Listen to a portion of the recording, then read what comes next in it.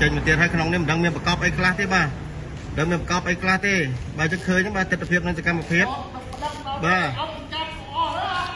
បាទពណ៌ជួយឯពូពណ៌ជួយលោកពូឯងខ្ញុំពូប្តឹងដែរតែសមត្ថកិច្ចអត់ចោះមកពួកឯងមើលសមត្ថកិច្ចអត់ចោះមកសោះនេះអត់ទេមានតើបានយកលុយឯងមកកាក់ម៉ាស៊ីនណាពូបាទអត់មានទៅយកលុយអីមកកាក់ម៉ាស៊ីនទេពូអើយដឹងទៅអត់មកចាប់ទៅលេងទីខ្លះពូលេងខ្លះឡូតូបាទលោកពូក៏ថាឲ្យដឹងពេលអមឲ្យមកជួយចាប់ផងបាទខាងឡូតូបាទទីតាំងនេះហើយដែលជាទីតាំងហាងកាហ្វេដែលខ្ញុំបាទធ្វើការផ្សាយលើកមុនមួយសារហើយគឺមានការបើកលេងនៅលបែងនៅខាងក្នុងបាទនៅផ្ទះចំហៀងខាងនោះឯងបាទកន្លែងដែលមានសន្តិសុខឈើយាមបាទគឺនៅខាងក្នុងនឹងឯងបាទចឹងមកគេបើកទ្វារចំហៀងផ្លូវខាងនេះបាទផ្លូវខាងនេះគេបើកទ្វារហើយទុកឲ្យអ្នកលេងនៅផ្លូវខាងនេះបាទអញ្ចឹងសូមសហការជាមួយជំនាញផងបាទសូមជំនាញជួយសហការដើម្បីមកមើលទីតាំងនេះទីផងបាទចឹងមានតែប៉ុណ្្នឹងទេបាទរឿងការបើកលេងនៅលបែងបាទគឺថាមានការបើកលេងលបែងជាច្រើនប្រភេទក៏ដូចជាឡូតូក៏ដូចជាមន់ក៏ដូចជាមានទាំងអប៉ោងទៀតផងដែរបាទ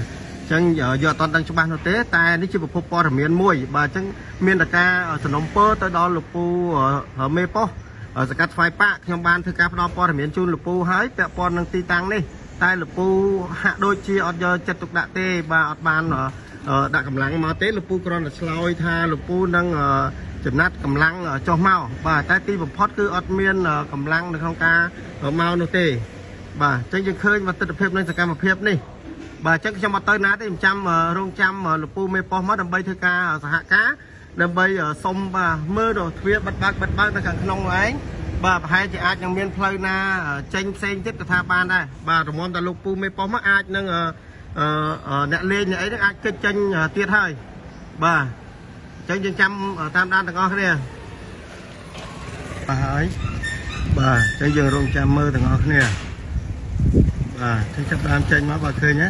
បាទនេះចេញមកបាទអញ្ចឹងបន្ទាប់ពីខាងសារព័ត៌មានយើងចុះមកគឺនឹងមានការបញ្ញាប់បាទចម្លៀសបាទអ្នកលេងចេញបាទព្រោះខ្លាចប្រហែលជាខ្លាចសមត្ថកិច្ចមកដល់ដើម្បីឆែកឬក៏ពិនិត្យទីតាំងនេះឬមួយយ៉ាងណាបាទឥឡូវយើងចាំបន្តនៅក្នុងការមើលទាំងអស់គ្នាតាមដានទាំងអស់គ្នាអញ្ចឹងនេះបាទមិនអ្នកលេងចេញមកហ្នឹងបាទគេចាប់ដើមម៉ូតូគេទុកខាងនេះអញ្ចឹងតែឥឡូវជិះយកទៅអស់ច្រើនគ្រឿងហើយបាទជិះយកទៅអស់ច្រើនគ្រឿងហើយយើងរងចាំបន្តមើលទាំងអស់គ្នាបន្តទៀតបាទទៀតហើយបាទគេបាទចេញមកទៀតហើយបាទចេញមកទៀតហើយក្នុងនេះមិនដឹងមានប្រកបអីខ្លះទេបាទដឹងមានប្រកបអីខ្លះទេបាទជិះឃើញហ្នឹងបាទទស្សនភាពនៃសកម្មភាពបាទពណ៌ជួយឯពូពណ៌ជួយលោកពូឯងខ្ញុំពូប្តឹងដែរតែសមត្ថកិច្ចអត់ចោះមកពួកឯងមើលសមត្ថកិច្ចអត់ចោះមកសោះនេះអត់ទេមានតើបានយកលុយអីមកកាក់ម៉ាស៊ីនណាពូបាទអត់មានទៅយកលុយអីមកកាក់ម៉ាស៊ីនទេពូអើយដឹងទៅអត់មកចាប់ទៅលេងទីខ្លះពូលេងខ្លះឡូតូបាទលោកពូក៏ថាឲ្យដឹងពេលអមឲ្យមកជួយចាប់ផងបាទខាងឡូតូអត់មានឯរួមបអត់យកលុយទេអូនបងអត់មិនមកចង់បានលុយទេបងមកធ្វើការកន្លែងអូនឲ្យបើកលបែងស៊ីសងណាអញ្ញាធ្វើអត់មាននេះទេបអត់ចង់បានលុយអូនទៅគេស្រួលមិនបអត់ចង់បានទេទុកលុយចាយខ្លួនឯងទៅបាទទីតាំងហ្នឹងឃើញទេលបែងក៏ក្រឹកក៏ក្រែងអត់មានអញ្ញាធ្វើគាត់អើពើទេបា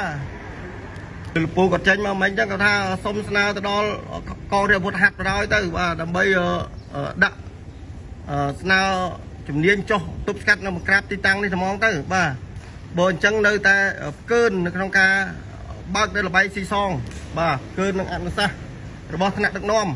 បាទថ្នាក់ដឹកនាំលោកខិតខំណាស់បាទយកចិត្តទុកដាក់ណាស់នៅក្នុងការទប់ស្កាត់និងបង្ក្រាបរាល់លបែងស៊ីសងផ្សេងបាទ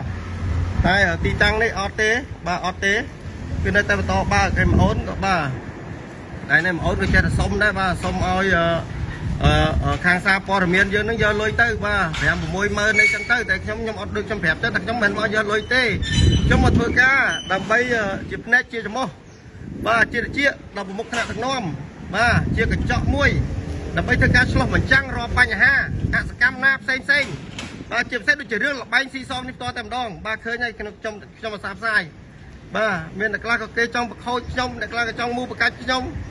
អានេះជារឿងរបស់គេបាទលបែងបាទបើកលេងកក្រឹកលេងក្នុងផ្ទះមួយនោះឯងបាទផ្ទះមួយ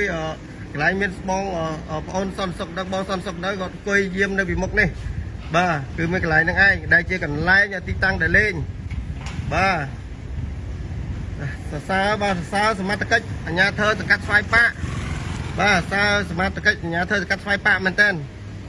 បាទគាត់បណ្ដេតបណ្ដោយឲ្យក្រុមអ្នករស់ស៊ីបាត់ល្មើសលបែងស៊ីសងបើកលេងបានដោយរលូនបាទមិនធម្មតាទេបាទហើយព័ត៌មានខ្ញុំបានផ្ដល់ជូនបាទលោកពូអត្តការ